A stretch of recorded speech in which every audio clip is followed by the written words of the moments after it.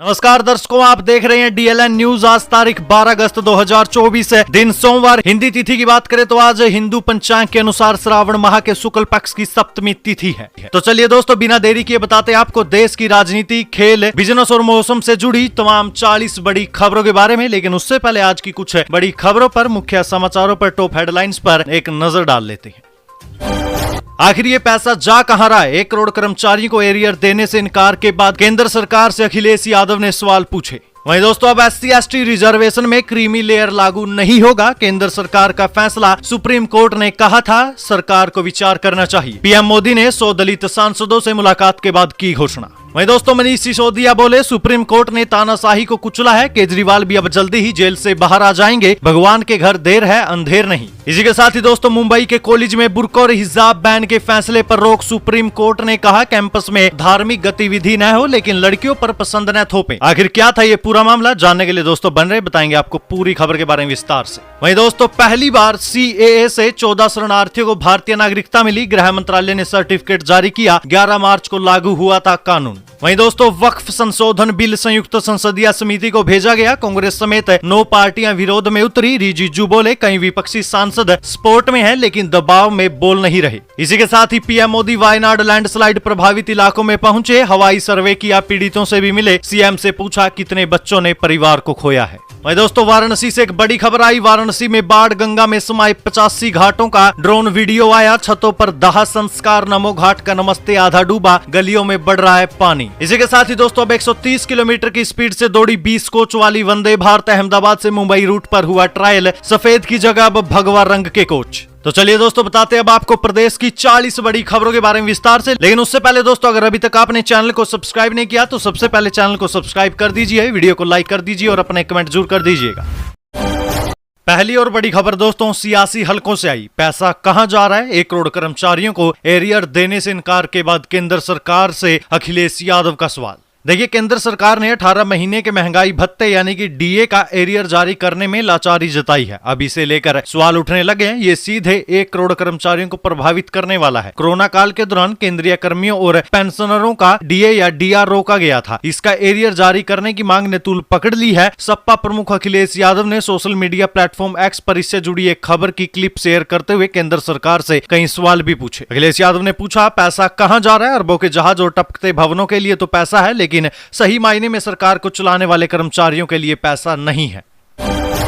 चलिए दोस्तों, अगली खबर, SC/ST रिजर्वेशन में क्रीमी लेयर अब लागू नहीं होगी। केंद्र सरकार का फैसला। सुप्रीम कोर्ट ने कहा था सरकार को विचार करना चाहिए। देखिए, अनुसूचित जाति और जनजाति हो यानी कि SC और ST के आरक्षण में क्रीमी लेयर अब लागू नहीं किया जाएगा। PM नरेंद्र मोदी ने संसद भवन में उनसे मिलने आए 100 दलित सांसदों को यह आश्वासन दिया और इसकी घोषणा भी कर दी। वहीं इसके बाद केंद्रीय मंत्री अश्विनी वैष्णव ने भी एक प्रेस कॉन्फ्रेंस में कहा कि NDA सरकार BR अम्बेडकर के बनाए गए संविधान से बंधी है। इस संविधान में SC/ST आरक्षण में क्रीमी लेयर का कोई प्रावधान ही नहीं है। चलिए दोस्तों, अब अगली खबर, मनीष सिसोदिया बोले सुप्रीम कोर्ट ने तानाशाही को कुचला है, केजरीवाल भी जेल से जल्द बाहर आएंगे, भगवान के घर देर है अंधेर नहीं। देखिए, दिल्ली के पूर्व डिप्टी CM मनीष सिसोदिया ने आम आदमी पार्टी ऑफिस में कार्यकर्ताओं को संबोधित करते हुए कहा कि सुप्रीम कोर्ट ने संविधान का इस्तेमाल करते हुए तानाशाही को कुचला है, केजरीवाल भी अब जल्दी बाहर आएंगे, भगवान के घर में देर है अंधेर नहीं। वहीं सिसोदिया ने बीते दिन सुबह एक तस्वीर शेयर करते हुए भी लिखा, आजादी की पहली चाय 17 महीने के बाद वो आजादी जो संविधान ने हम सब भारतीयों को जीने के अधिकार की गारंटी के रूप में दी है, वो आजादी जो ईश्वर ने हमें सबके साथ खुली हवा में सांस लेने के लिए दी है। मनीष सिसोदिया को दिल्ली शराब नीति केस को लेकर शुक्रवार को सुप्रीम कोर्ट ने दोनों मामलों में जमानत दे दी थी, जिसके बाद उन्होंने अपना ये बयान दिया और तस्वीर शेयर करते हुए ये नीचे कैप्शन लिखा।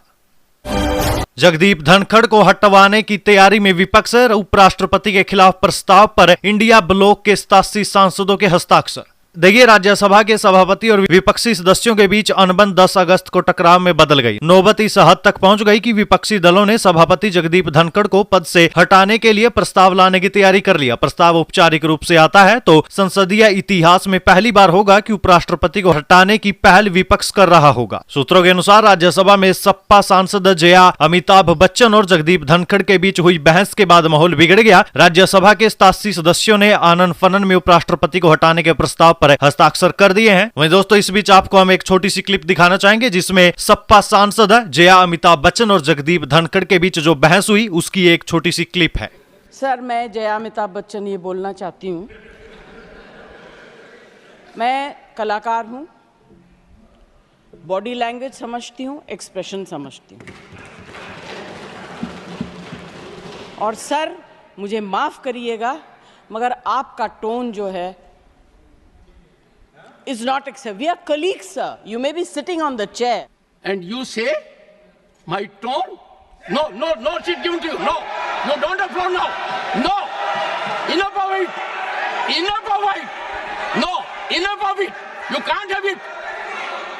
You may be anybody. You may be a celebrity. You have to understand the decorum.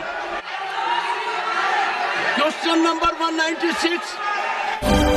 Monsoon स्तर लोकसभा में 12 सरकारी बिल पेश, 4 पास बजट पर 27 घंटे चर्चा हुई, 15 बैठकें हुई, सदन 115 घंटे चला। देखिए दोस्तों 18वीं लोकसभा का पहला मॉनसून स्तर 9 अगस्त को वैसे तो समाप्त हो चुका है। ये नई लोकसभा का पहला बजट स्तर भी था। ये स्तर 22 जुलाई से शुरू हुआ था। इस स्तर के समापन पर लोकसभा अध्यक्ष ओम बिरला ने बताया कि पूरे स्तर में कुल 15 बैठकें हुई जो लगभग 115 घंटे तक चली। उन्होंने ये भी बताया कि स्तर के दौरान सदन की प्रोडक्टिविटी 136% रही। इसके अलावा वित्त मंत्री ने 23 जुलाई को सदन में केंद्रीय बजट 2024-25 पेश किया। इस पर कुल 27 घंटे और 19 मिनट तक चर्चा चली जिसमें 181 सांसदों ने भाग लिया। साथ ही स्तर में कुल 65 प्राइवेट मेंबर बिल भी पेश किए गए।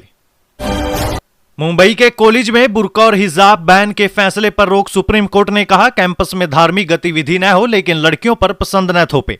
देखिए सुप्रीम कोर्ट ने कहा है कि स्टूडेंट्स को क्लास के अंदर बुर्का पहनने की और कैंपस में धार्मिक गतिविधियों की इजाजत नहीं दी जा सकती। हालांकि कोर्ट ने यह भी कहा कि स्टूडेंट्स को क्या पहनना है या क्या नहीं पहनना ये वही तय करेंगे। एजुकेशनल इंस्टीट्यूट स्टूडेंट्स पर अपनी पसंद नहीं थोप सकते। आपकी जानकारी के लिए बता दें दोस्तों, मुंबई के NG आचार्य और DK मराठे कॉलेज ने कैंपस में हिजाब, नकाब, बुर्का, स्टोल और टोपी पहनने पर बैन लगाया था। इसके खिलाफ 9 लड़कियां बॉम्बे हाईकोर्ट पहुंची थी। हाईकोर्ट से जब ये याचिका खारिज हो गई तो उन्होंने सुप्रीम कोर्ट में अपील की थी। चुनाव आयुक्त बोले जम्मू कश्मीर में चुनाव जल्द है। कश्मीरी माइग्रेंट्स के लिए दिल्ली समेत 3 जगह स्पेशल बूथ बनेंगे। पहली बार ST की 9 सीटें रिजर्व।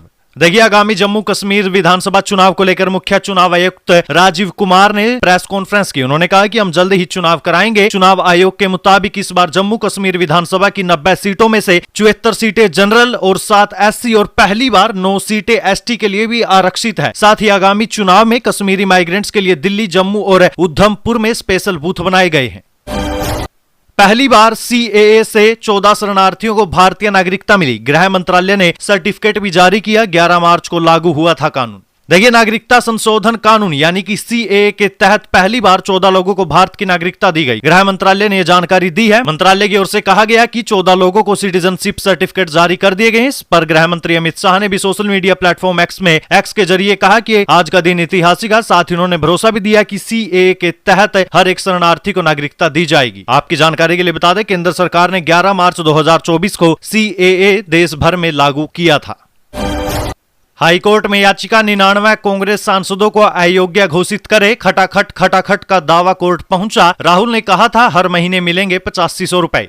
देखिए दोस्तों कांग्रेस का खटाखट ठकाठक दावा इलाहाबाद हाई कोर्ट तक पहुंच गया है। यह दावा राहुल गांधी ने किया था। कांग्रेस पार्टी के खिलाफ जनहित याचिका दायर की गई है जिसमें 3 बड़ी मांगे रखी गई। पहली तो यह है कि पार्टी के 99 सांसदों को अयोग्य घोषित किया जाए। दूसरी मांग यह है कि चुनाव चिन्ह जब्त हो और तीसरी मांग में डिमांड की गई कि पार्टी का रजिस्ट्रेशन रद्द कर दे। ये याचिका सोशल एक्टिविस्ट भारती सिंह ने दाखिल की है। उनके वकील OP सिंह और शाश्वत आनंद ने याचिका को तैयार किया। इसमें आरोप लगाया है कि लोकसभा चुनाव 2024 में कांग्रेस पार्टी ने गरीब, पिछड़े, दलित और अल्पसंख्यक को 8500 रुपए महीने देने का वादा किया। राहुल गांधी ने भी अपनी जनसभाओं, रैलियों में हर महीने रुपए दिए जाने का वादा किया था जो झूठा साबित हुआ है।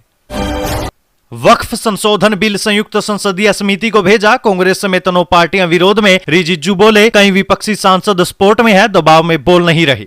देखिए, वक्फ कानून संशोधन बिल को केंद्र सरकार ने 8 अगस्त को संयुक्त संसदीय समिति को भेज दिया। इससे पहले लोकसभा में इसे केंद्रीय अल्पसंख्यक कार्य मंत्री किरेन रिजिजू ने पेश किया था। चर्चा के दौरान उन्होंने बिल को जेपीसी के पास भेजने का भी प्रस्ताव रखा। इस बिल का कांग्रेस, सपा, एनसीपी जो शरद पवार की पार्टी है, एआईएमआईएम जो असाउद्दीन ओवैसी की पार्टी है, टीएमसी, सीपीआई, आईयूएमएल, डीएमके और आरएसपी ने विरोध किया था। कांग्रेस सांसद केसी वेणुगोपाल राव ने कहा सरकार कम्युनिटीज के बीच में विवाद पैदा करना चाहती है। वहीं एआईएमआईएम सांसद असाउद्दीन ओवैसी ने कहा इस बिल को लाकर आप यानी केंद्र सरकार देश को जोड़ने का नहीं बल्कि टुकड़ों में बांटने का काम कर रहे हैं। ये विधेयक इस बात का सबूत है कि आप मुसलमानों के दुश्मन हैं। पीएम मोदी वायनाड लैंडस्लाइड प्रभावित इलाकों में पहुंचे, हवाई सर्वे किया, पीड़ितों से मिले, सीएम से पूछा कितने बच्चों ने परिवार को खोया। देखिए दोस्तों, पीएम नरेंद्र मोदी बीते दिन केरल के वायनाड में लैंडस्लाइड प्रभावित इलाकों में पहुंचे थे। वे कल सुबह 11 बजे स्पेशल विमान से कन्नूर एयरपोर्ट पहुंचे। कन्नूर से मोदी सुबह 11:15 पर भारतीय वायुसेना के हेलीकॉप्टर से वायनाड गए। उन्होंने रास्ते में लैंडस्लाइड प्रभावित चूरलमाला, मुंडकई और पुंचीरीमट्टम गांव का हवाई सर्वेक्षण किया। मोदी ने वो जगह भी देखी जहां से 30 जुलाई की रात तबाही शुरू हुई थी। इसी जगह से इरुवा झिंझी पूझा नदी भी शुरू होती है। वहीं पीएम ने सीएम विजयन और केंद्रीय मंत्री सुरेश गोपी से पूछा कि कितने बच्चों ने अपने परिवार को खोया है। विवाद के बाद पहली बार मालदीव पहुंचे एस जयशंकर, विदेश मंत्री मूसा जमीर से मिले। अगले महीने भारत आ सकते हैं राष्ट्रपति मुइजू। वहीं दोस्तों, शेख हसीना के बाद बांग्लादेश में चीफ जस्टिस का इस्तीफा। छात्रों ने दोपहर तक अल्टीमेटम दिया था, कहा कुर्सी से खींचकर उतारेंगे। देखिए, बांग्लादेश में 5 अगस्त को शेख हसीना के इस्तीफे के बाद अब बीते दिन सुप्रीम कोर्ट के चीफ जस्टिस उबैदुल हसन ने भी इस्तीफा दे दिया। उनके इस्तीफे की मांग को लेकर प्रदर्शनकारी छात्रों ने सुप्रीम कोर्ट को बीते दिन घेर लिया था। छात्रों ने कहा कि अगर जजों ने इस्तीफा नहीं दिया तो हसीना की तरह ही उन्हें भी कुर्सी से खींचकर उतार देंगे। प्रदर्शनकारी छात्रों ने आरोप लगाए थे कि सुप्रीम कोर्ट के जज हसीना से मिले हुए हैं।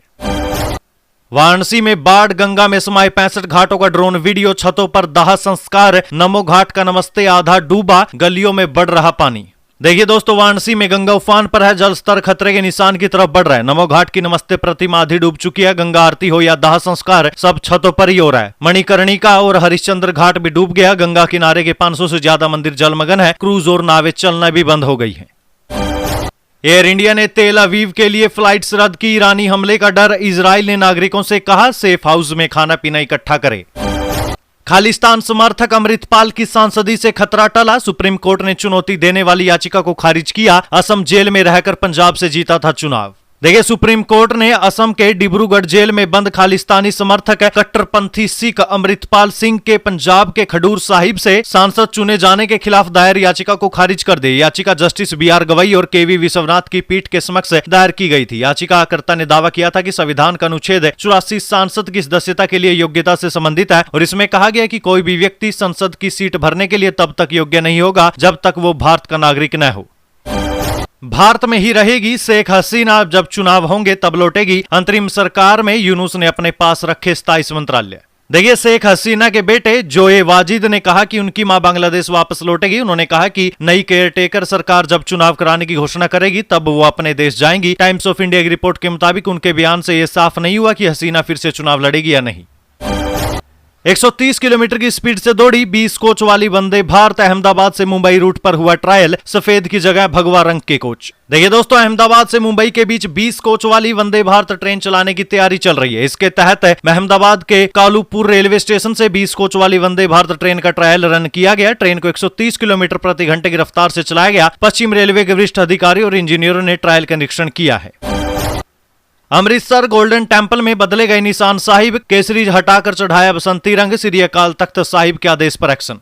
देखिए, पंजाब के अमृतसर स्थित गोल्डन टेम्पल में सभी निशान साहिब बदल दिए गए हैं। कुछ दिन पहले श्री अकाल तख्त साहिब ने निशान साहिब का रंग बदलकर बसंती, जो कि पीला रंग होता है, और सुरमई, जो कि नीला रंग होता है, वो करने के आदेश दिए थे। आदेश के बाद शिरोमणि गुरुद्वारा प्रबंधक कमेटी यानी SGPC के अधीन सभी गुरुद्वारों के निशान साहिब का केसरी रंग हटाकर बसंती या सुरमई कर दिया गया है।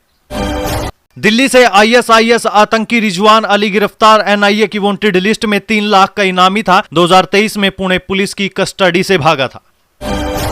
तो चलिए दोस्तों, अब आपको स्पोर्ट्स यानी खेल से जुड़ी बड़ी खबर देते हैं। हरियाणा की रितिका हुड्डा क्वार्टर फाइनल हारी। 1-1 से बराबरी पर छूटा मुकाबला। किर्गिस्तान की पहलवान फाइनल खेली तो ब्रॉन्ज मैच का मौका मिलेगा। देखिए दोस्तों, हरियाणा की पहलवान रितिका हुड्डा पेरिस ओलंपिक में रेसलिंग के 76 किलोग्राम वेट कैटेगरी में क्वार्टर फाइनल हार गई है। उन्हें किर्गिस्तान की एईपेरी मेडेटकेईजी ने हराया। हालांकि दोनों के बीच का मैच 1-1 की बराबरी से छूट गया था, जिसके बाद अंपायर ने आखिरी अंक हासिल करने की वजह से किर्गिस्तान की पहलवान को विजेता घोषित कर दिया।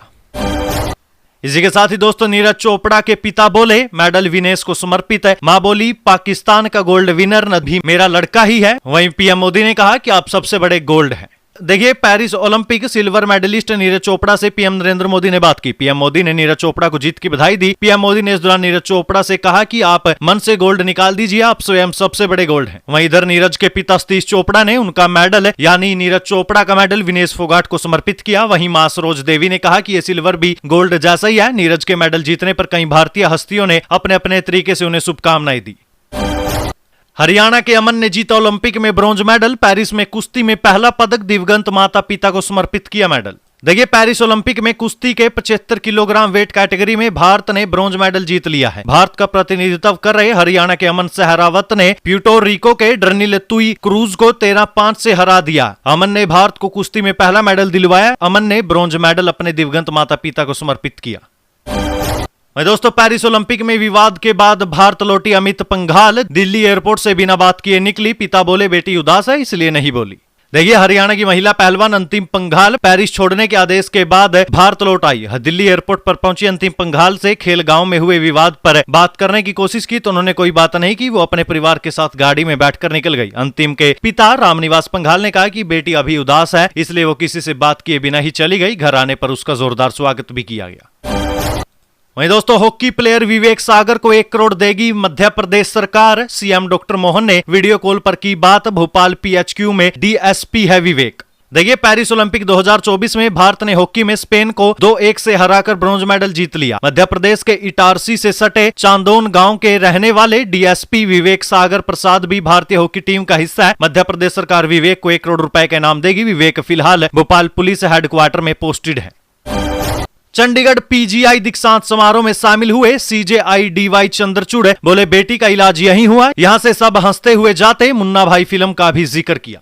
देखिए, चंडीगढ़ पीजीआई के दीक्षांत समारोह में चीफ जस्टिस डीवाई चंद्रचूड़ मुख्य अतिथि के तौर पर शामिल हुए थे। उन्होंने 80 डॉक्टरों को मेडल पहनाकर सम्मानित किया और 508 डॉक्टरों को डिग्री प्रदान की। चंडीगढ़ पीजीआई के इतिहास में पहला मौका है जब कोई चीफ जस्टिस संस्थान के दीक्षांत समारोह में शामिल हुआ। चलिए दोस्तों, अब आपको थोड़ी business related, stock market related खबरों के बारे में बता देते हैं। हिंडनबर्ग बोला भारत में जल्द कुछ बड़ा होने वाला है। पिछले साल अडानी ग्रुप पर लगाए थे शेयर मैनिपुलेशन के आरोप। देखिए दोस्तों, अमेरिकी short selling firm Hindenburg research ने कहा कि भारत में जल्द ही कुछ बड़ा होने वाला है। 1 साल पहले अडानी ग्रुप पर मनी लॉन्ड्रिंग से लेकर शेयर मैनिपुलेशन तक के आरोप लगाने के बाद अब सोशल मीडिया प्लेटफॉर्म पर हिंडनबर्ग रिसर्च ने बात लिखी है। इस पोस्ट के जरिए हिंडनबर्ग ने किसी नए खुलासे के बारे में संकेत तो दिया, हालांकि उसने किसी भी कंपनी का नाम नहीं लिया। आप हिंडनबर्ग के द्वारा किया गया ट्वीट देख सकते हैं जो उसने ट्विटर पर किया था। इसमें बस ये लिखा है समथिंग बिग सून इंडिया। यह इसमें किसी भी कंपनी का जिक्र नहीं है, बस कुछ संकेत दिए कि इंडिया में कुछ बड़ा होने वाला है। वहीं दोस्तों, अंबानी फैमिली की वेल्थ भारत की जीडीपी का 10% हो गई। फैमिली की वैल्यूएशन 25.75 ट्रिलियन रुपए। बजाज फैमिली 7.13 ट्रिलियन रुपए की वैल्यूएशन के साथ दूसरे नंबर पर।